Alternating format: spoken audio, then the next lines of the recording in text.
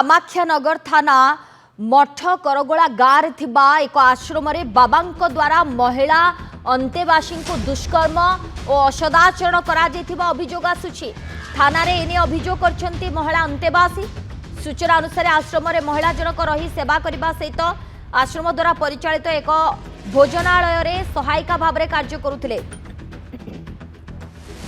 वे ठाकुरं सेवा ठारू आरंभ करी भोजनालय रे खाद्य प्रस्तुत रे सहायता करुथिले महिला। मात्र आश्रमर बाबा द्वारा महिला अंतेवासी जनक दुष्कर्म होइतिबा नै संगीन अभियोग आणुछंती अंतेवासी। राति रे आश्रम परिसर थिबा एक गृह रे सोइथिबा बेले बाबा राति रे महिला असदाचरण दुष्कर्म करथिबा नै अभियोग होइछि।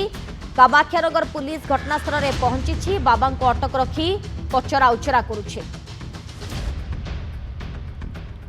रिपोर्टर हृदय बल्लभ मिश्र आम सहित वर्तमान फोन लाइन रे जोड़ी होती। हृदय बल्लभ जड़े महिला अंतेवासी संगीन अभियोग जे जड़े बाबा केउभली भाबरे महिला जन को असदाचरण करुछंती तार से संगीन अभियोग आनिछंती, किंतु घटनार कौन सत्यासत्य रही एवं पुलिस घटनार तदंत केमती करुछे?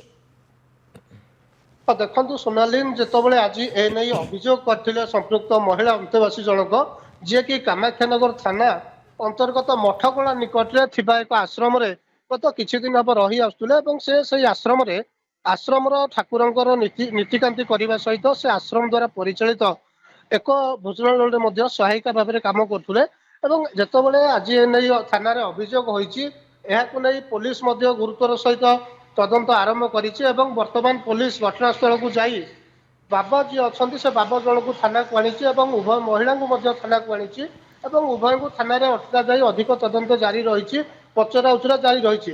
तेज सबुठ बड़ कथा है से आश्रम टी जो बाबा जनक रही मधुमंगल बोली ना जहाँ जना पड़ी से आश्रम टी दीर्घ वर्ष धरी मठकरला निकट चली आसला केवल आश्रम नुहे आश्रम सहित सेठारे गत किछि वर्ष धरी एक भोजनालय होता जो किसी सहकर्मी मान द्वारा नहीं भोजनालय बाबा चलाउले किंतु उक्त महिला जनक जी अभियोग कर से 15 ରୁ 20 दिन तले से आश्रम आसी रही सेठारे ठाकुर नीतिकांति करने रखा जाइतिला।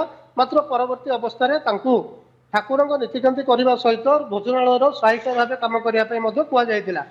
मात्र महिला जनक अभियोग अनुसार से सेठारे काम करथिबा बेले गत सोमवार दिन बाबा असदाचरण और दुष्कर्म करथिबा नै से अभियोग करथिले अभियोग को आधार करी जेतबेले आज पुलिस संपर्क में सूचना पाइला पुलिस घटनास्थल में पहुंची बाबा को अटक रखी महिला को थाना को अणा जाइछि। हृदय बल्लभ केते वर्ष धरी से आश्रम चालुथला एवं जेमती आपण कहउतले कि महिला किछि दिन हबो से आश्रम रे काम करूथिले तेणु करी केते वर्ष हला ये आश्रम चलीथिला से बाबा जनक किए तांको परिचय कोन कोन अधिक सूचना बाबद रे? देखो सुधाने आश्रम टी प्राय 8 ରୁ 10 वर्ष धरी मठकला निकट बस स्टैंड निकट चली आसुला बाबा जनक जो रही ना जहाँ वर्तमान सुधा जना पड़ी ना मधुमंगल बोली जना पड़ी बाबा जनक सेठी आश्रम दबा सहित भोजनालय गत 3 ରୁ 4 वर्ष धरी सेठारे श्री गोविंद भोजनालय नामक एक भोजनालय करथिले भोजनालय माध्यम लोक मानक ठाकुर प्रसाद दबा कही सेठारे भोजनालय चलाउथुले। तबे जेतेबेले महिला जनक गत 15 ରୁ 20 दिन भितर आसी से आश्रम रे रहितिले सेठारे ठाकुर जो नीतिकांति रही कहुला।